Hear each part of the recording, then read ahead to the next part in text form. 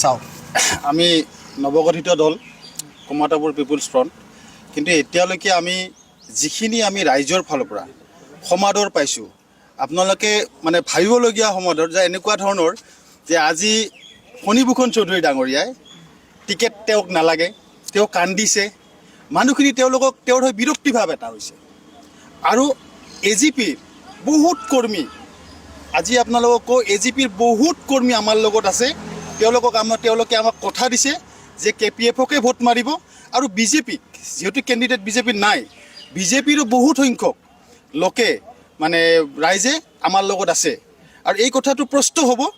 আপোনালোকে চাব, মাত্ৰ এসপ্তাহ যাব দিয়ক, কিমান লোক আমাৰ লগত থাকে, AGP BJPৰ লোক থাকে, আপোনালোকে চাব। আৰু ইয়াততো জানে যে আপোনালোকে কমতাপুৰ যিহেতু আমি পিপুলছ ফ্ৰণ্ট গঠন কৰিছোঁ, গতিকে আমাৰ 10টা সমষ্টিতে আমাৰ চাব, পাঠশালাৰ পৰা সৌৰভোগৰ পৰা আদি কৰি যিমানখিনি আছে, প্ৰত্যেকটো জাগাৰ পৰা আমাক আজি ফোন আহিছে আৰু আমি বিভিন্ন জাগাত আমি গৈ দেখা পাইছোঁ যে কমতাপুৰ পিপুলছ ফ্ৰণ্টক আচলতে আঁকোৱালি ল'ব, তেওঁলোকে আঁকোৱালি লৈছে। আৰু চবচে ডাঙৰ কথা হ'ল কি, আজি যদি চায়, আজি কংগ্ৰেছৰ অক্সিজেন লৈ আছে, আজি BJPৰ অক্সিজেন লৈ আছে AGPয়ে, কিন্তু আমি কমতাপুৰ মানে পিপুলছ ফ্ৰণ্টে অসমত নৱগঠিত দল হিচাপে আমি কোনোৰো অক্সিজেন নোলোৱাকৈ ফাৰ্ষ্ট 1 নম্বৰ দল হিচাপে আমি নিজকে প্ৰতিষ্ঠা কৰিছোঁ। আৰু অহা এই নিৰ্বাচনত আমি বিপুল ভোটেৰে যে জয়লাভ কৰিম, এইটো আপোনালোকে নিশ্চিত হিচাপে আপোনালোকে ভাবি ল'ব পাৰে।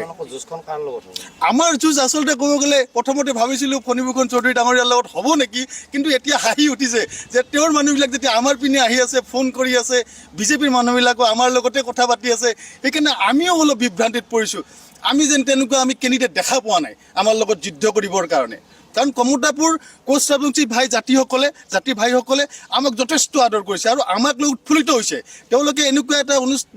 পাই এনেকুৱা আনন্দিত হৈছে যে তেওঁলোকৰ জনজাতিকৰণৰ ক্ষেত্ৰত আজি জগন্নাথে মাত মাতিব বুলি তেওঁলোকক আশ্বাস দিছে। আৰু খিলঞ্জীয়া জাতিৰ সুৰক্ষাৰ কাৰণে আজি মাত মাতি আহিছে, আজি আৰু মাত মাতিব সংসদত গৈ। গতিকে এই গোটেই পৰিৱৰ্তনটো আজি বৰপেটা লোকসভাই যিখিনি আমাৰ ভোটাৰ ৰাইজ আছে, তেওঁলোকে আজি এতিয়া বুজি পাইছে যে অক্সিজেন নোলোৱা যদি এটা কোনোবা দল আছে, সেইটো KPFয়ে আছে। AGPয়ে আজি কা আন্দোলন হৈ গ'ল, কা বলবৎ হ'ল, AGP আজি মাত নামাতিলে। চাওক, BJP আজি এনেকুৱা অৱস্থা হৈছে, নাচুৰ বান্দা হৈ গৈছে। আজি দিল্লীয়ে যি কয় হেমন্ত বিশ্ব শৰ্মা ডাঙৰীয়া তাকেই শুনে। কিন্তু আজি চাওক, আমি অক্সিজেন নোলোৱাকৈ, আমি কোনোৰ লগত কথা নপতাকৈ, আমি সৎ এটা মানসিকতা লৈ ৰাইজৰ হৈ কাম কৰিম বুলি আমি আগবাঢ়ি আহিছোঁ। বিপুল ভোটত আমি জয়যুক্ত হ'ম বুলি জানো। আৰু ফণীভূষণ চৌধুৰী মুখ ঠেকেচা খাব যে এইটো একদম নিশ্চিত, কাৰণ তেওঁৰ আৰু সেই কান্দিলে ভোট পোৱা ৰাজনীতি নাই। এতিয়া ৰাইজ শিক্ষিত হৈছে, টেকন'লজিৰ যুগ, শিক্ষাৰ যুগ, এডুকেশ্যনৰ যুগ। এই যুগত কান্দি ক'ৰবাত দোকানত বহি এইবিলাক ব্যৱসায়ী কৰা দেখালে যে ভোট দিব ৰাইজে, এইটো মিছা কথা। গতিকে আমি ভাবোঁ কমতাপুৰ পিপুলছ ফ্ৰণ্টৰ সন্মুখত এটা ধুনীয়া দিন, আৰু আমি খুব কম সময়ৰ ভিতৰতে বৰপেটা লোকসভা, ধুবুৰী লোকসভা আৰু লগতে আমি কোকৰাঝাৰ লোকসভাত দিলোঁ। চাওক, আমাক যদি ৰাইজে ভালেই নাপায়, নৱগঠিত দল হিচাপে যদি আমি সঁচাকৈ বেয়া বা আমাৰ গাত চেকা আছে, তেতিয়াহ'লে কোকৰাঝাৰত আজি প্ৰাৰ্থী দিব আমি সক্ষম হ'লোঁ, আজি আমি ধুবুৰীত প্ৰাৰ্থী দিব সক্ষম হ'লোঁ, আজি বৰপেটাত দিলোঁ। তাৰমানে আপোনালোকে ভাবক যে কমতাপুৰ পিপুলছ ফ্ৰণ্ট ৰাইজৰ দল, আৰু ৰাইজৰ লগত থাকিব। কোনো BJP AGP বা কংগ্ৰেছৰ অক্সিজেন লৈ আমি নচলোঁ, আমি নিজা অক্সিজেনত চলিম, সৎ আৰু নিষ্ঠাৰ অক্সিজেন লৈ চলিম। আচলতে বিভিন্ন প্ৰতিশ্ৰুতি BJP দিয়ে, এইটো সঁচা কথা। আৰু তেওঁলোকৰ আজিকালি লাখপতি বাইদেউ, কৰোৰপতি বাইদেউ ওলাইছে, আৰু আপোনালোকে দেখা পাইছে কেনেকুৱাকৈ নমিনেশ্যন তেওঁলোকে ফৰ্মবিলাকো বিলাইছে, ভুৱা ফৰ্ম। গতিকে মই ভাবোঁ BJP ইমান আজি ৰাইজে গোটেই অল অসমত কিছুমান জেগাত পশু খেদাও খাইছে। আপোনালোকে ছ'চিয়েল মিডিয়াৰ থ্ৰুদি, ইলেক্ট্ৰনিক মিডিয়াৰ থ্ৰুদি আপোনালোকে পাইছে, পশু খেদা খাইছে। আৰু এতিয়া তেওঁলোকে বুজি পোৱা দৰকাৰ যে মিছা কথা কৈ, 15 লাখৰ ক'লা ধন আনিম বুলি কৈ ভেক ভাওনা কৰা, নাটক কৰা এই দলটোক ৰাইজে এইবাৰ এক হেকা দিব, আৰু এইটো দিব ভোটৰ দ্বাৰাই।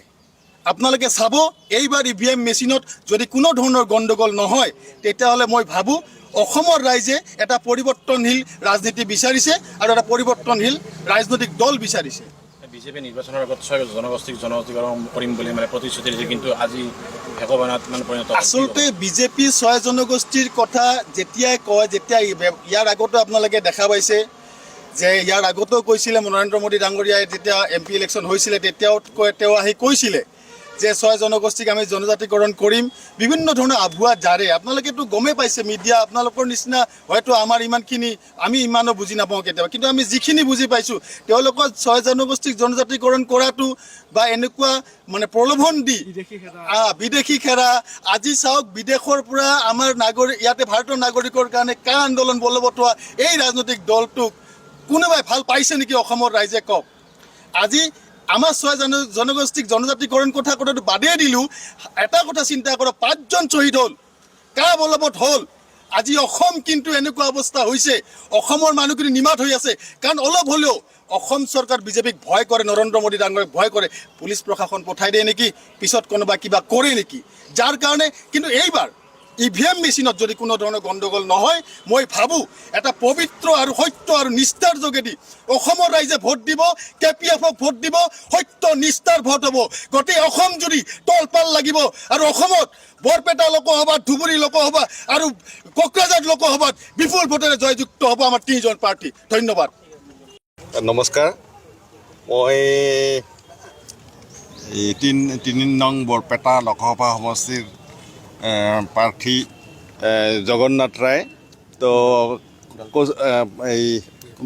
কমতাপুৰ পিপুলছ পাৰ্টিৰ পৰা আমি KPFৰ পৰা সংক্ষেপত তো আমি কেনেকৈ আজি নমিনেশ্যন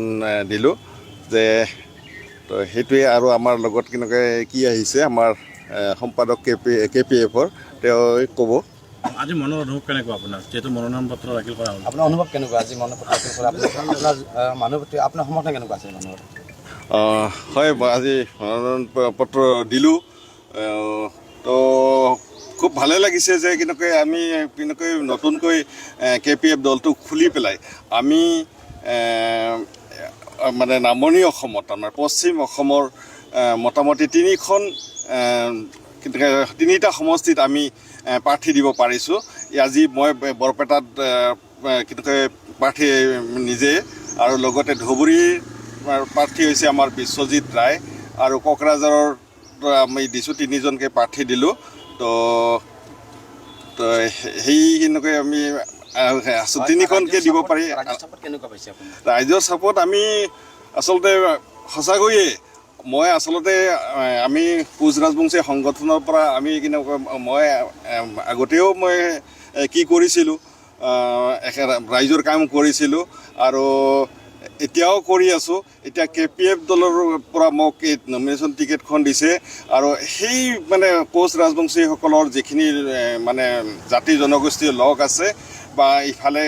সকলোৰে মই সমৰ্থন আচলতে পাইছোঁ প্ৰত্যেকটো জাতি জনগোষ্ঠীৰে মানে কাম কৰি যাম বুলি মই তেওঁলোকক আশা ইয়াৰ পৰা মানে দিছোঁ লগতে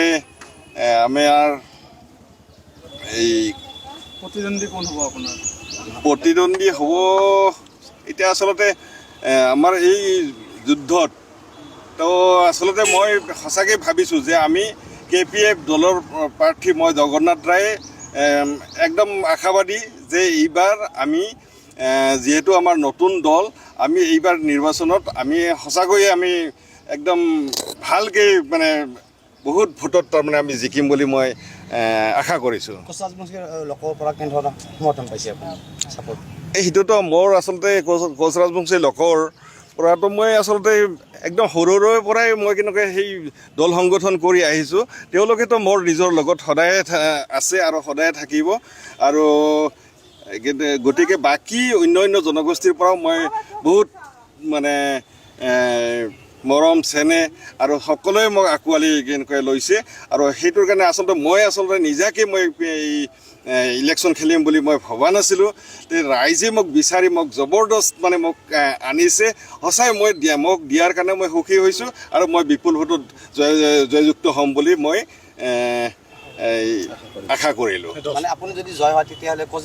ৰাজবংশীৰ লোকসকল মূলতঃ কোচ ৰাজবংশী লোকসকলৰ সমস্যা কিবা সমাধান কৰিছে হয় নিশ্চয় সমস্যা কি আছে তো 1 নম্বৰ সমস্যা আমাৰতো প্ৰথম দাবী আছিলে কোচ ৰাজবংশীসকলৰ কমতাপুৰ আৰু জনজাতিকৰণ আৰু অসমৰ বিশেষকৈ আমি দেখিছোঁ যে মই কেনেকৈ সেইটো অসমৰ যিটো মেইন সমস্যা যে কেনেকৈ কা বলবৎ হৈছে আমি